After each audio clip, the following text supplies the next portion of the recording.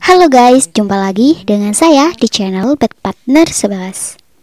Di video kali ini saya akan melanjutkan rekap alur drama Korea yang berjudul The One and Only episode 3. Nah, tanpa berlama-lama, yuk kita langsung simak videonya. Scene awal ini, Woo-chun mengingat masa kecilnya bersama sang ibu. Diceritakan bahwasanya Woo-chun sulit tidur. Lalu sang ibu memberikan sebuah foto perempuan bernama Isabella, agar Woo-chun membayangkan kehidupan foto Isabella tersebut. Woo-chun juga mengingat saat ayah dan ibunya meninggal tepat berada di sampingnya. Dan sekarang teka-teki terkuak guys.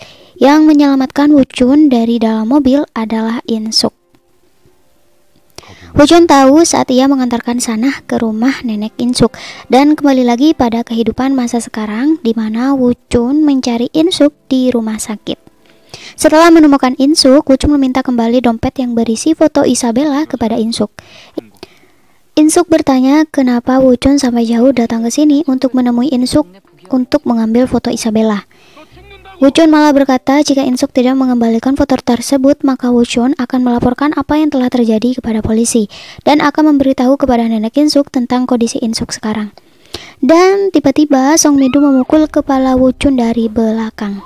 Segera mereka bertiga yaitu In-suk, Se-yeon, dan Song Mi-do menyekap Woo-chun di sebuah gudang. Mereka berencana untuk menjadikan Woo-chun sebagai tersangka dengan memberikan sidik jari Woo-chun pada tongkat golf. Saat ini In-suk ingin mengambil tangan Woo-chun. Secara tiba-tiba Woo-chun malah menggenggam tangan In-suk. In-suk kaget dong dan kemudian pergi. In-suk dan teman-temannya memikirkan apa maksud Woo-chun datang ke rumah sakit. Song Mi-do malah memikirkan bahwa Woo-chun mungkin adalah fansnya. Mereka berencana untuk menghilangkan barang bukti yang mereka miliki, yaitu sebuah tongkat golf, dompet milik Woo-chun, dan handphone milik ayah Sanah. Tak lama tiba-tiba suster datang dan bilang bahwa suami So-yeon datang. So-yeon pergi menemui suaminya dengan membawa tongkat golf dan masuk ke mobil suaminya. Sedangkan Song Mi-do akan pergi ke rumah nenek In-suk untuk menaruh handphone milik ayah Sanah di sana agar memalsukan barang bukti. Scene lain, Se-yeon menemui ibunya. Di sana suasana rumah tampak sangat berantakan. Hal itu membuat Se-yeon nampak marah.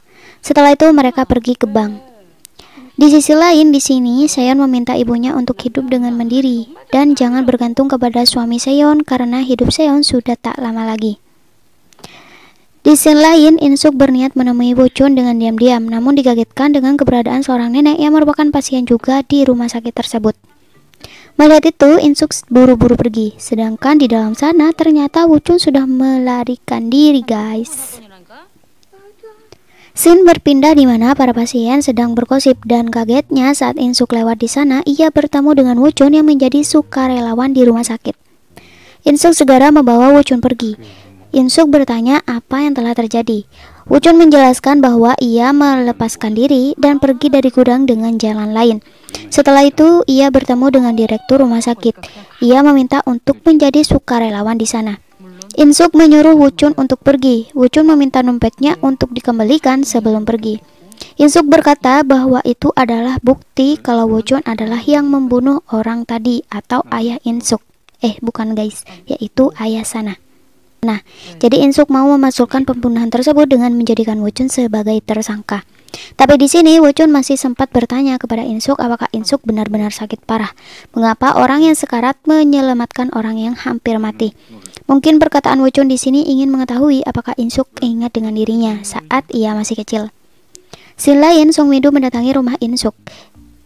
In-suk sudah memberitahukan bahwa kunci dari rumah neneknya berada di bawah pot di depan pintunya.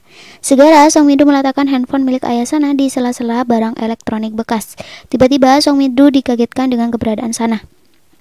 Song Mi-do menjelaskan bahwa In-suk menyuruhnya untuk mengecek kondisi neneknya. Setelah itu Song Mi-do pun pergi. Scene lain juga, polisi mendatangi rumah orang yang pernah dibunuh oleh Woo-chun saat masih sekolah. Saat detektif menemui ibu korban tersebut, ternyata ibu korban menghalalkan segala cara guys, agar Woo-chun tidak diterima di sekolah manapun, kerja dimanapun. Bahkan saat ibu Woo-chun sakit pun, ibu korban menghalalkan segala cara agar segera keluar dari rumah sakit tersebut. Wah, kejam amat ya guys.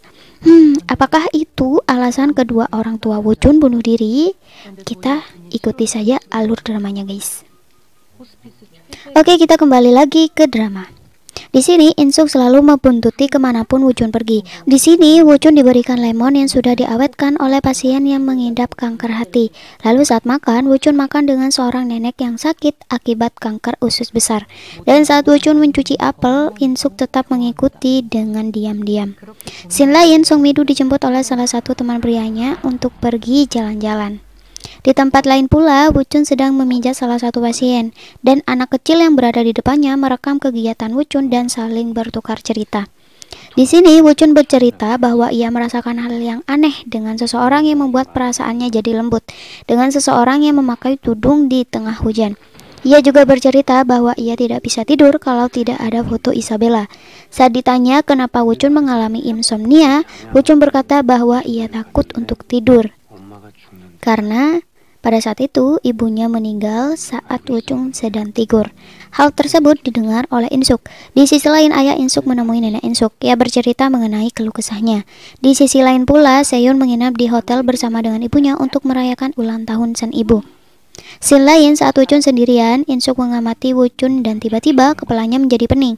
Wuchun segera menghampiri Insuk untuk membantunya. Tapi Insuk menolak. Wuchun bergumam apakah Insuk ingat dengan dirinya.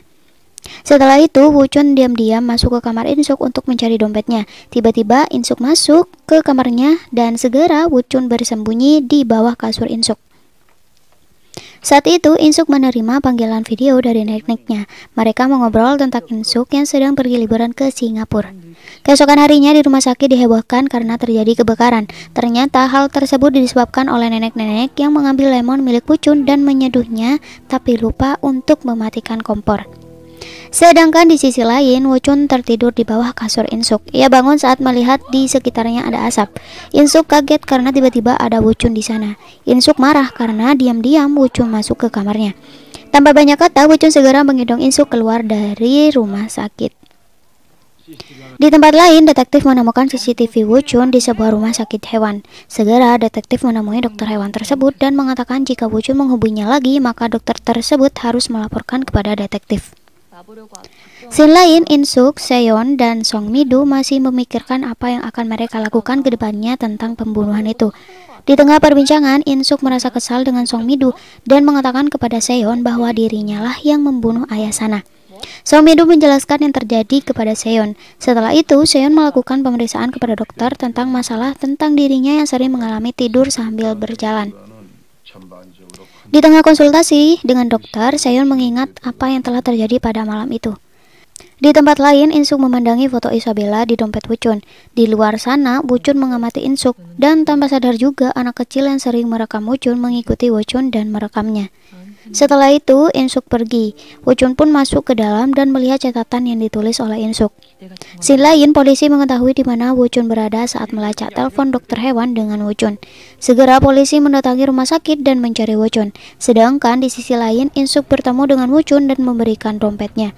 Ia mengatakan bahwa dirinya lah yang membunuh ayah sana. Wuchun melihat detektif yang datang. Sepertinya di sini Wuchun tidak mau detektif tahu kalau Insuk terlibat dalam pembunuhan ayah sana, guys. Wuchun segera mengalihkan pembicaraan dengan mencium Insuk. Wah.